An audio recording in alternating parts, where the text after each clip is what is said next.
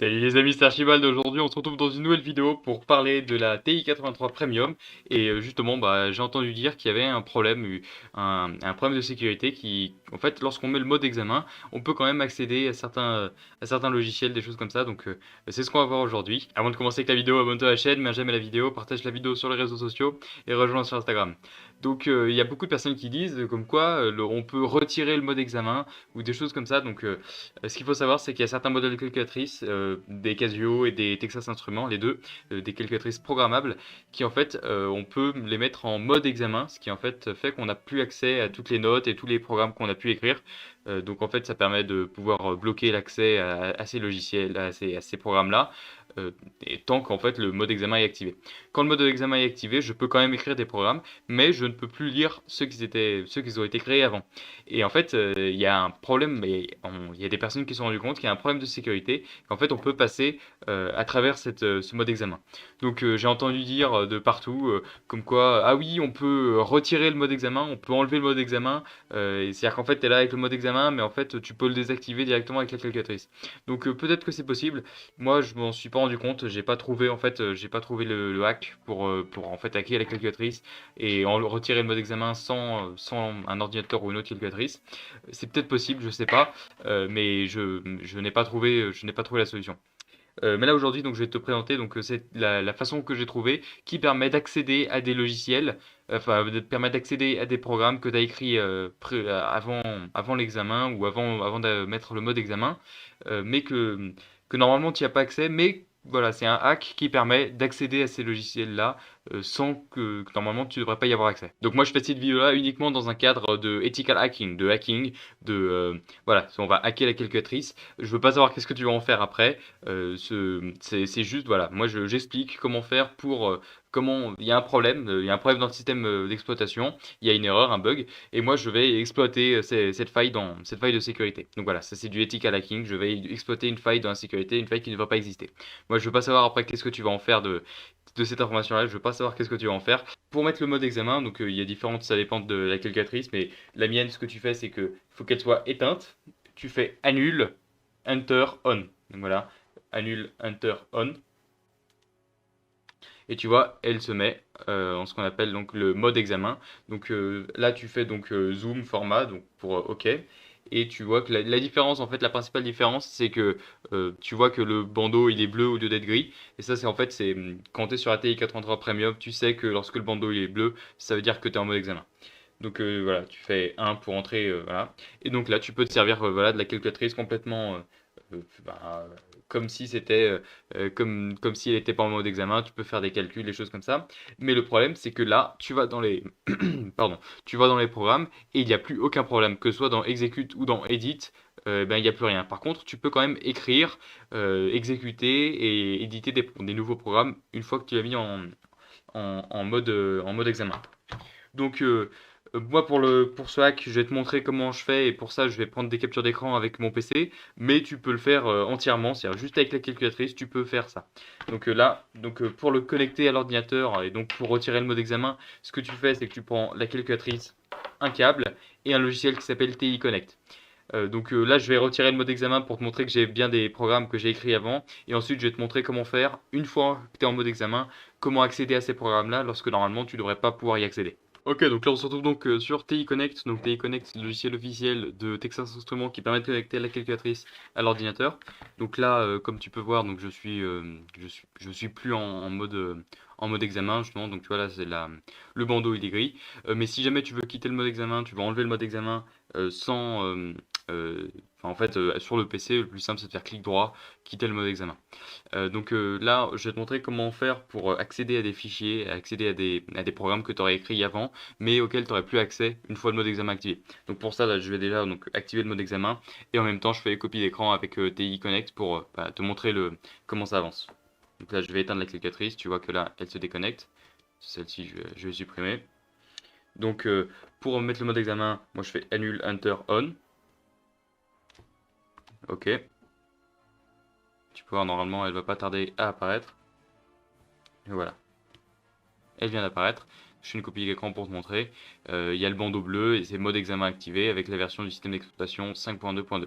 Donc moi je suis en version 5.2.2, c'est la version d'usine, sortie d'usine, j'ai pas mis à jour le système d'exploitation. Si tu as une version plus récente, c'est possible que la faille ait été, qu'il n'y ait plus cette faille de sécurité. Ce serait logique du fait que c'est un bug qui a été trouvé il y a pas mal de temps, donc voilà, c'est possible qu'ils aient réparé le truc depuis. Mais voilà, moi version sortie d'usine avec la système d'exploitation 5.2.2, il y a toujours le bug.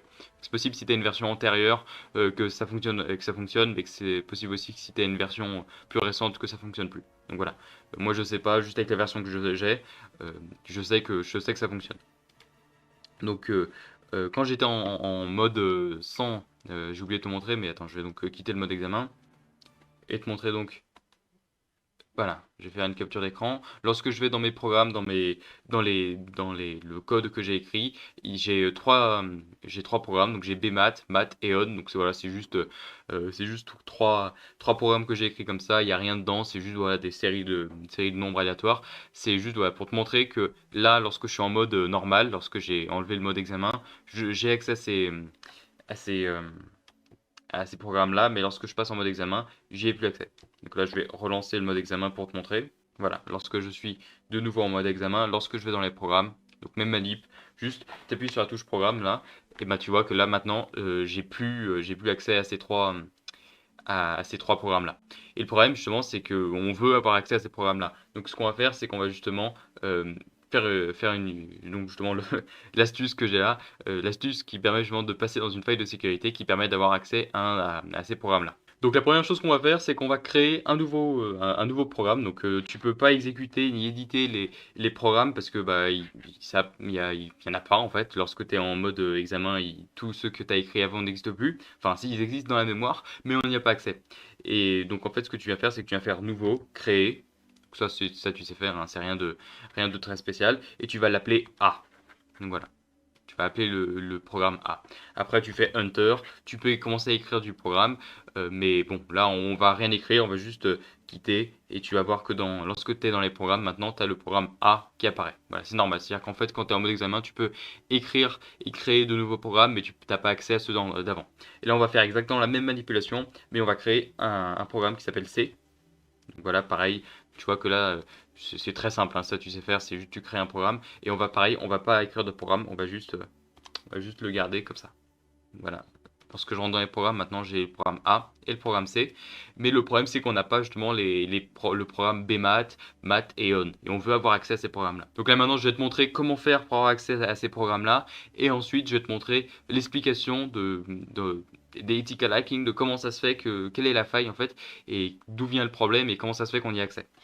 Donc tu vois, là, donc je sais pas si on arrive à voir, je vais changer de caméra. Donc voilà, maintenant je suis en grande caméra, c'est un peu plus simple pour voir. Donc tu vois que là, lorsque je suis donc je sais pas si on arrive bien à voir avec voilà.